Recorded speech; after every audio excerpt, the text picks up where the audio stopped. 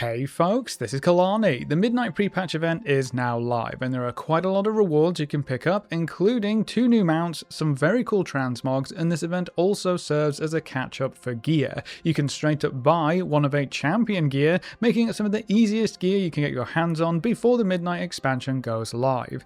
Then we also have the Winds of Mysterious Fortune event that offers you another chance to level up your ults a bit faster and get caught up with any reputation farming you still have left. So let's go over everything to do during the pre-patch event and how you can get all the rewards on offer. Now before we jump in, be sure to hit that like button and subscribe so you never miss another video. When you first log in, you should get a pop-up quest called the Cult Within. This quest herds you towards your capital city, so if you're on Horde, you'll be meeting Grand Magister Romath just outside of the barbershop in Orgrimmar, and if you're on Alliance, you'll be meeting Magister Umbric in Old Town. No matter which faction you're on, you'll be asked to clear out some cultists, which will lead you to the Twilight Highlands. After a few more quests pretending to be a cultist to infiltrate their ranks, you'll unlock the actual pre-patch event. The entirety of this event takes place in the Twilight Highlands. We have 2 weekly quests to pick up. Twilight's Dawn asks you to complete 8 world quests or kill 8 rares, or a combination of both. That will reward you with 40 Twilight's Blade insignias, a new currency specific to this event, as well as some Valor Stones and some Resonance Crystals. The second weekly quest rewards you with another 40 Twilight's Blade insignias, some Runed Crests, more Valor Stones, and more Resonance Crystals.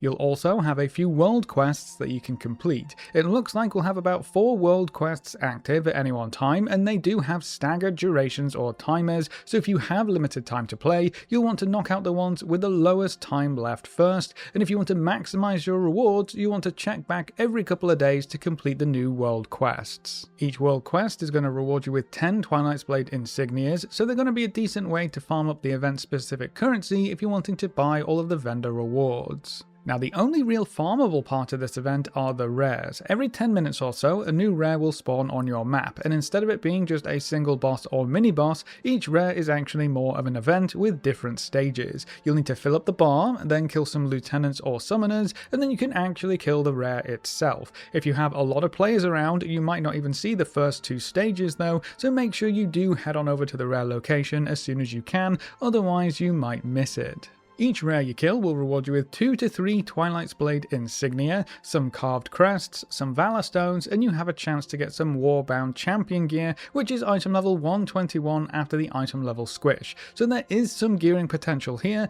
especially if you have a lot of ults that you want to gear up ready for the Midnight expansion launch.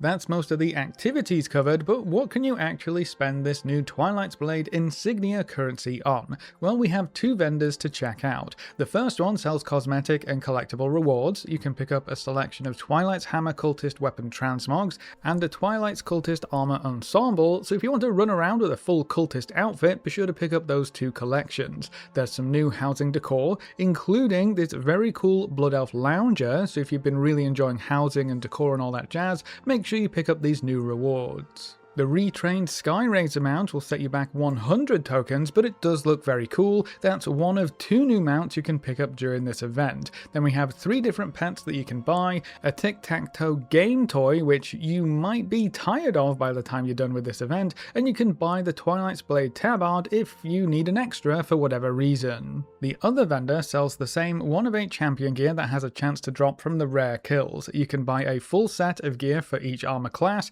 There's a decent variety of weapon options, although there was no ranged option when the event first started up, so hopefully that has been fixed by the time you're watching this. You can also pick up rings and necklaces. So the only thing really missing from this vendor are trinkets. You'll need to pick those up from elsewhere. Each piece of gear will cost you 40 insignias, so they are quite expensive. This definitely isn't a catch up on gear quick event with how things currently stand, especially if you're wanting to pick up the collectible rewards from the other vendor first. Now there are 2 achievements tied to this event you might want to pick up. The first is called 2 minutes to midnight, which requires you to kill every rare available during the event. This actually isn't too bad because the rares are on a set rotation, so it's never going to come down to RNG. You just need to make sure you log on during the right time to get whatever kills you still need. Here's a little snip from Wowhead that shows you the rare rotation, so you can hunt for specific ones if you're already a good way through this achievement.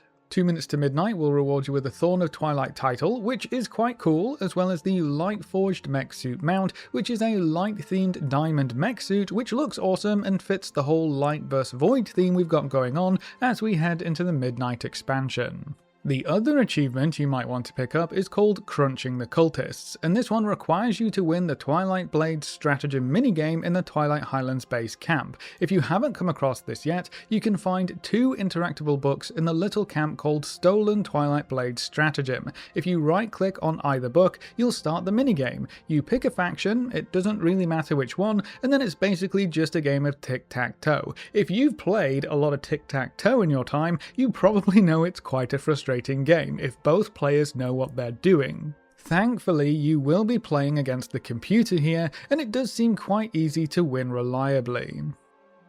I would recommend that you always take the bottom left slot first. If the computer takes any slot besides middle, just keep taking corners until you can get 3 in a row. That seems to work 9 times out of 10, so you should be able to rack up your 50 wins required for the achievement quite quickly. Now, if the computer takes the middle spot, it is a bit more annoying, and more often than not it will end in a draw. Sometimes it does something stupid though, so there is always hope. You're mainly going to be relying on the first strategy to reach those 50 wins though. This achievement doesn't really reward you with anything and can be quite a time sink depending on how lucky you get, so it's going to be up to you whether it's worth those extra achievement points.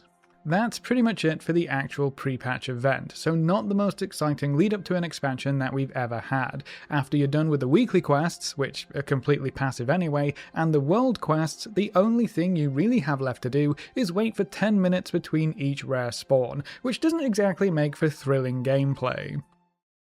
With the current currency earning rates, it will also take you quite a significant chunk of time to earn the various rewards from the vendors. It could take up to 20 rare kills for each piece of gear.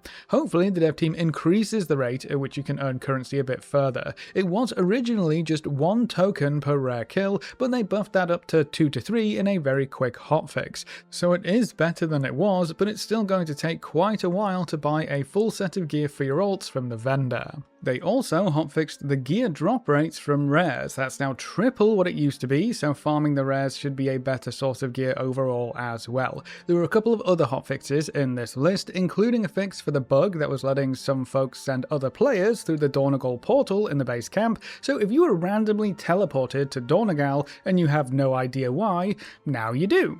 I kind of expect them to either increase the pace of the event or just give us something else to do in the zone as well. I guess we'll have to wait and see. We do usually see significant changes to these pre-patch events within a week or 2 of them starting up.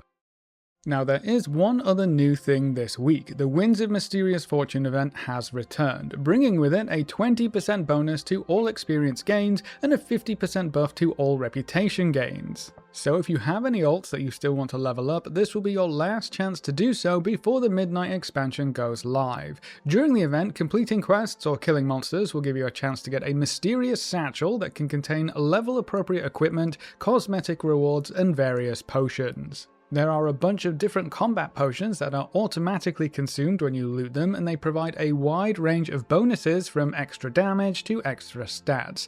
Basically, they just make you more powerful, which should speed up your leveling at least a little bit. You can also get bonus experience potions. These are not automatically consumed and they are warbound, so you can trade them around your alts freely to get them to the characters who need them the most. They do stack with the event buff, so they can make leveling that little bit faster as well. It's definitely not the fastest leveling event we've seen in the War Within expansion, but if you do still have some alts you want to get up to 80 before Midnight launches, these buffs are definitely better than nothing.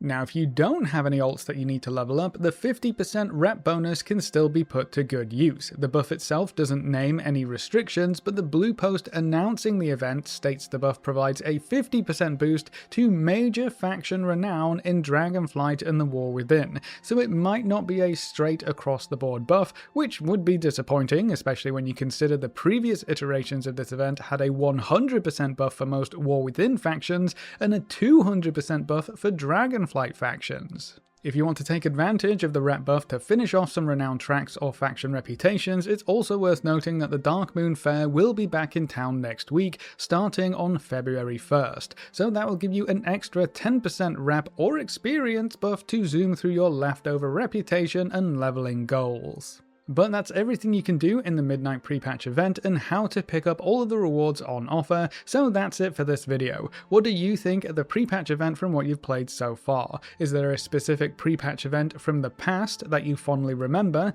If so, which one, and how does the Midnight event compare? Leave all your thoughts in the comment section below. A big thank you to all of our supporters over on Patreon and to all of our members here on YouTube. You can see the names floating by on screen. If you're interested in supporting the channel, you can find the links in the description or click the join button just below the video. If you enjoyed the video or found it useful in any way, make sure to subscribe and ring that notification bell so you're always kept up to date. Thanks for watching, folks, good luck and have fun, and as always I will see you next time.